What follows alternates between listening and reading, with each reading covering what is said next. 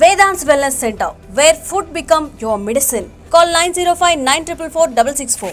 హౌస్లోని మీ ఇద్దరికి డిస్కషన్ అయిన తర్వాత బయటకు వచ్చాక మీరు ఆమె ఏదో హాస్పిటల్ ఇష్యూ హెల్ప్ చేసిన తర్వాత తను స్టోరీ పెట్టి అంత జరిగింది ఏంటన్న కథ? వాళ్ళ నాన్నగారికి అనుకోకుండా మాట్లాడుతున్నప్పుడు వాళ్ళ మదర్ మాట్లాడారు. అమ్మ ఫోన్ చేసి ఇలాగా ఆయనకి బాగాలేదు, ఇలాగ మెడ్రాస్ వెళ్దాం అనుకుంటున్నాం, స్టంట్లు వేయాలన్నారు, చాలా రిస్కీగా ఉంది, చాలా కాస్ట్ చెప్తున్నారు. అదేంటి సరే నాకు అంటే మన జీవితంలో మనకి కొన్ని కొన్ని వరాలు దొరుకుతాయి. ఆ వరాలు ఏంటి అంటే దేవుడు ఇచ్చిన వరాలు ఏదో మ్యాజికల్గా అవి ఉండవు, మనుషుల రూపంలో ఉంటాయి. అలా నా జీవితానికి దొరికిన ఒక వరం ఆదర్శ్ అన్నపరెడ్డి అని ఒక డాక్టర్. ఆయన ఎవరో కాదు, మన సన్షైన్ గురువారెడ్డి గారి అబ్బాయి. అలాగే లిటిల్ స్టోరీ సినిమాలో నా చెల్లిగా యాక్ట్ చేసిన బన్నీ కావ్య వాళ్ళ సొంత అన్నయ్య. సో తను నాకు చాలా చాలా ఇష్టమైన వ్యక్తి. ఇంకా అసలు అది ఒక వేరే లెవెల్. అది నాకు ఎంత ఇష్టమైన తర్వాత అది దాదాపు స్పెషల్ ఎపిసోడ్ చేయాలి మనం. సో తన ద్వారా నాకు అక్కడ డాక్టర్స్ చాలామంది కాంటాక్ట్ ఉంటాయి. లేదమ్మా నాకు ఇక్కడ తెలిసిన వాళ్ళు, నా ఫ్రెండ్స్ చాలా మంచి వాళ్ళు, నేను మాట్లాడతానని చెప్పి వాళ్ళతో మాట్లాడితే ఆయన అద్భుతంగా ట్రీట్ చేశారు. వాళ్ళు అనుకున్న దానికన్నా చాలా తక్కువ కాస్ట్లో చాలా సేఫ్గా 2 స్టంట్స్ వేసి ఆయన he's out of danger. So అది నేను చేశాను అనుకుంటుంది, నేను చేసింది డాక్టర్లు చేశారు, ఆదర్శ వల్ల అయింది పని. అది అప్పటికి మీ ఇద్దరికి కొంచెం డిస్కషన్ హౌస్లో అది క్యారీ చేసేవాళ్ళని. దాని తర్వాత మంచిగా అనిపించింది, మంచి సర్కిల్ బాగా దిద్దే కానీ బాగా పొగిడింది అన్న మీ గురించి. పొగిడిందంట? ఓకే. అవన్నీ హౌస్లో ఉండేవి హౌస్ వర్కే, బయటకు వచ్చాక అయిపోతాయి. కాదండి, బిగ్ బాస్ వల్ల నీకేమైనా ఉపయోగపడిందా? నాకే కాదు ఎవరికి కూడా. బిగ్ బాస్ అనేది ఒక ప్లాట్ఫామ్ ఆఫ్ పాపులారిటీ. అంటే మళ్ళీ మనం ఉన్నాం అనేది మనం తెలియని వాళ్ళందరికీ మళ్ళీ గుర్తొస్తాం. So it's a platform of popularity, it's not a platform of opportunity. Bigg Boss చేయడం వల్ల సింగర్ల పాటలు ఆపర్చునిటీలు వస్తాయి, యాక్టర్లకి వేషాలు వస్తాయి, అలా ఉండదు. మేబీ అప్పటిదాకా పాపులర్ కాని వాళ్ళు మేబీ వాళ్ళకి ఏమన్నా కొత్త వాళ్ళకి రావచ్చు కానీ, బట్ జనరల్గా అంతకుముందు ఆల్రెడీ పాపులర్గా ఉన్న వాళ్ళకి బిగ్ బాస్ వల్ల కొత్తగా ఆపర్చునిటీస్ రావు నాకు తెలిసి. బిగ్ బాస్కి వెళ్ళిన తర్వాత బయటకు వచ్చిన తర్వాత అనవసరంగా వెళ్ళానన్న ఫీల్ ఏమైనా వచ్చింది అన్న నీకు? లేదు, రాలేదండి. నేను చాలా ఎంజాయ్ చేశాను బిగ్ బాస్.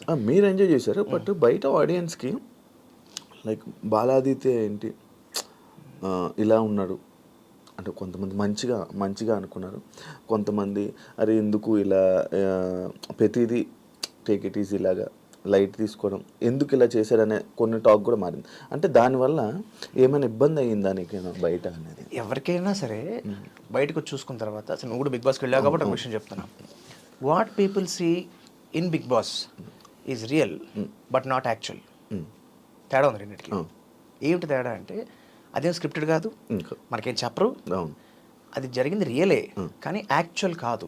ఎందుకు యాక్చువల్ కాదు అంటే, ఇప్పుడు ఫర్ ఎగ్జాంపుల్ నేను 10 పాయింట్లు మాట్లాడుకున్నాం. 10 పాయింట్లు మాట్లాడుకోవడంలో ఫర్ ఎగ్జాంపుల్ ఈ వీక్ నన్ను లేపాలి, నువ్వు మాట్లాడిన 9 పాయింట్లు రాకుండా నా ఒక్కడి 9 పాయింట్లు వచ్చి నువ్వు చిరాకు వచ్చి లేచి వెళ్ళిపోయావు. ఆదిత్యన్న ఏం మాట్లాడాడబ్బా, అసలు శివకి మాట్లాడరాక లేచి వెళ్ళిపోయాడు అని ఒక ఇంప్రెషన్ కలుగుతుంది. ఇప్పుడు ఇది రియల్లే బట్ యాక్చువల్లా కాదు. అంటే అన్నీ ఇలా చేస్తారని నేను చెప్పట్లా, కుదరదు కూడా. ఒక్కొక్కసారి వాళ్ళకి కొంత చూపించాలంటే చాలా చాలా లేపాలి. ఆ ప్రహసనంలో ఏమవుతుందంటే చూసుకునే ప్రతివాడు ఇదేంటి నేను ఇలా కనిపించానా, ఇది ఇలా అయిందా, ఇది ఎలా అనిపించిందా అని ఒక షాక్లో బాధపడతారు. అది కొన్నాళ్ళు ఉంటుంది, అది ఎవరికైనా ఉంటుంది, నేననే కాదు ఎవరికైనా ఆ ఫీలింగ్ కనిపిస్తుంది. తప్ప బిగ్ బాస్ హౌస్లో చాలా చాలా మంచి విషయాలు ఉన్నాయి, చాలా నేర్చుకోవాల్సిన అంశాలు ఉన్నాయి. నేనే కదా, అగైన్ ఎవరికైనా సరే it all depends on how we take it. ఏ మనిషి కూడా సంపూర్ణంగా మంచివాడు కాదు, సంపూర్ణంగా చెడవాడు కాదు. ప్రతి మనిషి సమయాన్ని బట్టి సందర్భాన్ని బట్టి వాళ్ళ మంచితనం చెడతనం బయటపడుతూ ఉంటుంది. సో నన్ను ఇలా అనుకున్నారు అలా అనుకున్నారు, మనం ఒకళ్ళ గురించి అనుకున్న ఒపీనియన్స్ ఫామ్ చేసిన వల్ల ఊరిగేది ఏమీ ఉండదు. సో నాకు అందుకనే నేను దానివల్ల పెద్ద ఏం ఎఫెక్ట్ అవ్వలేదు. అంటే మన ఐ డ్రీమ్ టిఎన్ఆర్ గారితో ఒక ఇంటర్వ్యూ ప్లాన్ అది ఉండే, ఏమైందన్న? యాక్చువల్గా నాకు అంటే ఇన్ఫాక్ట్ ఫస్ట్ ఐ డ్రీమ్ అనగా నాకు ముందు ఇప్పుడు ఆయన గుర్తొస్తాడు. ఎందుకంటే ఆయన పాపం I think if I'm not wrong, ఆయన కోవిడ్ టైంలో మే మంత్లో ఆయన కాలం చేశారు. నాకు మార్చిలో ఫోన్ చేశారు ఒకసారి. ఫోన్ చేసి ఇలాగా బాలాజీ గారు మీరు చేద్దాం అనుకుంటున్నాం, చాలా సంతోషం సార్ అని పాయింట్స్ మాట్లాడుతూ డిస్కషన్లో ఆయనకు తెలిసిన విషయం ఏంటంటే జూన్ 13th నేను చెప్పాను ఆయనకి, మార్చ్ 10th నా బర్త్డే అండి, జూన్ 13th యాక్టర్గా నా బర్త్డే అండి. అవునా సార్ ఎన్ని పూర్తి అవుతున్నాయంటే 30 ఏళ్ళు పూర్తి అవుతున్నాయండి అన్న. సార్ అదిగా సార్ అకేషన్ అయితే ఇది కాదు, ఇలా కాదు, నేను మీ గురించి ఇంకా చాలా పాయింట్స్ రాసుకుంటాను, మీరు నాకు క్లారిఫై చేయండి, ఎందుకంటే మనం ఒక 3 hours షో చేద్దాం సార్, 3 గంటలు ఎవరు చూస్తారు సార్. కాదు కదా సార్, అంటే మీకు చైల్డ్ ఆర్టిస్ట్ నుంచి జర్నీ ఉంది కదా, సో నేను ఒక్కొక్కరి గురించి కాయిన్ చేస్తున్నా, చూసేవాళ్ళు చూస్తారంటే దాని ఉంది, ఒక రికార్డ్లో ఉంటుంది కదా. 30 years ఆఫ్ జర్నీ గురించి మీరు డీటెయిల్గా మాట్లాడడం అనేది మీకు మెమరీగా ఉంటుంది, ఆడియన్స్కి ఇన్ఫర్మేటివ్గా ఉంటుంది, చాలా చాలా కొత్త విషయాలు తెలుసుకోవచ్చు కదా మీ నుంచి అని చెప్పి ఆయన ఆల్మోస్ట్ ఒక 1-2 months చాలా కాన్స్టెంట్ టచ్లో ఉండేవారు. సార్ ఈ పాయింట్ అనుకుంటాను, ఇది నిజమేనా, ఇది ఇలా జరిగిందా, ఏదో బంగారు బ్లడ్ షూటింగ్ అప్పుడు హీరోయిన్ కోసం బిస్లరీ బాటిల్స్లో ఆవిడ స్నానం చేసింది చెప్పి పెద్ద టాక్ వచ్చింది కదా, నిజమేనా, నేను ఆ సినిమాలో ఉన్నాను.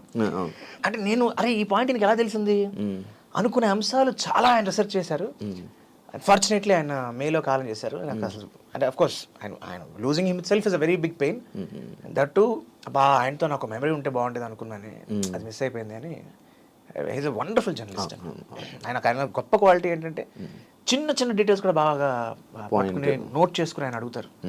It's a very great quality of his. ఇప్పుడు 33 years అన్నా నీ ఇండస్ట్రీ జర్నీ?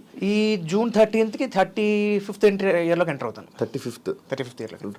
ఎలా ఉందన్న ఈ 35 సంవత్సరాలు నీ ఇండస్ట్రీ ఎక్స్పీరియన్స్? అద్భుతంగా అద్భుతంగా.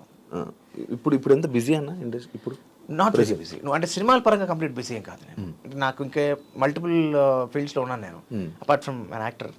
సో ఆ రకంగా ఐఎమ్ కీపింగ్ బిజీ తప్పితే సినిమాల పరంగా నాకు యాక్చువల్గా సినిమాల పరంగా ఫుల్ బిజీగా ఉండాలని కోరిక, ఇంకా ఆ స్టేజ్కి రాలేదు. ఎందుకన్నా గ్యాప్ రావడానికి రీజన్, కారణం? గ్యాప్ రావడానికి కారణం నేను చదువుకోవాలనుకున్నా.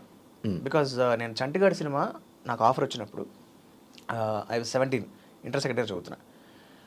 నాకు 98.3% వచ్చింది మా గ్రూప్లో. అబ్బో. సో అప్పుడు బిట్స్ పిల్లని అప్పుడే ఇంటర్మీడియట్లో. అవును, అప్పుడే 98లో మ్యాథ్స్ 100 నేను. ఇంటర్లో 150. సో నా గ్రూప్కి వచ్చిన పర్సంటేజ్ అప్పట్లో ఏంటంటే ఇంటర్మీడియట్ మార్క్స్ని బట్టి బిట్స్ పిలానీలో ఎంట్రన్స్ ఉంటుంది, సీట్ ఇచ్చేవాళ్ళు. అప్పటికే సెపరేట్ ఎంట్రన్స్ ఎగ్జామ్ లేదు. సో మా మదర్కి నేను పిలానీలో చదువుకోవాలి, బిట్స్లో చదువుకుంటే మంచి ఫ్యూచర్ బాగుంటుంది, కెరియర్ బాగుంటుంది అని ఆవిడ తాపత్రయం. కరెక్ట్గా ఆ టైం చండీగఢ్ సినిమా వచ్చింది. నాకు ఎలిజిబిలిటీ ఉన్నా నేను బిట్స్కి వెళ్ళలేదు అప్పుడు. మా అమ్మ చాలా బాధపడింది. అరే నువ్వు చదువుకోవాలిరా, లైఫ్లో చదువు ఉండాలి, అది చదువు అంటే కేవలం డిగ్రీ కాదు, అది ఒక కాన్ఫిడెన్స్ ఇస్తుంది మనకి, చాలా విషయాలు తెలుసుకుంటావు, ఆ నాలెడ్జ్ కావాలి, ఆ ఎక్స్పీరియన్స్ రావాలి నీకు. పైగా చైల్డ్హుడ్ నీ 70% ఆఫ్ చైల్డ్హుడ్ నీకు స్కూల్ లేదు అసలు. సో యూ డోంట్ నో, అసలు నీకు ఆ అవగాహన కంప్లీట్ లేదు. అట్లీస్ట్ డిగ్రీ వరకైనా, ఇంజనీరింగ్ వరకైనా ప్రాపర్గా చదువుకుని తర్వాత కొన్నాళ్ళు ఉద్యోగం చేసి అనుభవం తెచ్చుకుని డబ్బులు సంపాదించుకుని నీకంటే ఒక ధైర్యం తెచ్చుకుని దెన్ బై 25 or 26 అప్పుడు ఎంటర్ అవ్వు. ప్లస్ నీలో కూడా ఒక మ్యాన్లీనెస్ ఉంటుంది. చిన్న కుర్రాడు ఈ టైంలో ఇప్పుడు అబ్బాయి హీరో అంటే నేను అప్పుడు మై ఆన్సర్ వాజ్ రెండు చెప్పాను, అమ్మ నేను చిన్న కుర్రాడిని అన్న విషయం నాకు తెలుసు, కానీ ఇప్పుడు చిన్న కుర్రాళ్ళే హీరోగా వచ్చి ట్రెండ్ నడుస్తుంది. అప్పుడు ఆయన మన ఉదయ్ కిరణ్, తర్వాత తరుణ్, ఆయన తారక్ అన్న అప్పుడప్పుడే ఫ్రెష్గా వస్తున్నారు. తనీష్ ఇంకా రాలి అప్పటికి, తనీష్ ఇంకా రాలి. తారక్ అన్న, మన అల్లు అర్జున్ ఆయన అప్పుడే లాంచ్ అయ్యారు. సో సేమ్ ఇయర్ ఇన్ఫ్యాక్ట్ 2003 ఆయన కూడా. సో ఇప్పుడు నాకు ఈ ఆపర్చునిటీ వచ్చింది. కొన్నాళ్ళ తర్వాత ఈ ట్రెండ్ ఉంటుందో లేదో, అండ్ ఇక్కడ మనకేమీ వెనకాల ఎవరు లేరు మనల్ని పెట్టి సినిమాలు తీయడానికి. So this is the right opportunity నా ఉద్దేశం. రెండో విషయం అంటే నేను ఇప్పుడు చదువుకోవట్లేదని ఫీల్ అవుతున్నావు కదా, at any point of time in my life నేను ఒక ప్రాపర్ క్వాలిఫికేషన్తో నా లైఫ్ నేను ఐ ఫుల్ఫిల్ ఇట్, నేను ఇచ్చిన మాట నిలబెట్టుకుంటాను అని చెప్పడం వల్ల నేను 1940లో గ్రామం అనే సినిమాకి నేషనల్ అవార్డు వచ్చింది ఆ సినిమాకి. So then I took break. I thought this is the right time. ఎందుకంటే అప్పటికే 25 ఏళ్ళు దాటిపోయినాయి. 25 దాటలే, ఇంకా 20 దాటేసాయి. 2024లో ఉన్నాను అప్పుడు, 2009 అనుకుంటుంది. సో 24. సో ఐ థాట్ ఈ ఏజ్ దాటితే ఇంకా చదవడం కష్టం. చదువు మనకు అంటే అప్పటికే 6 ఏళ్ళు హీరోగా చేసిన వాడిని, అప్పటికే కష్టం, ఇంక ఈ ఏజ్ దాటితే ఇంకా కష్టం అని చెప్పి ఇంకా దెన్ ఐ టుక్ బ్రేక్ తీసుకుని కంపెనీ సెక్రటరీ అయినా కోర్స్ చేశాను.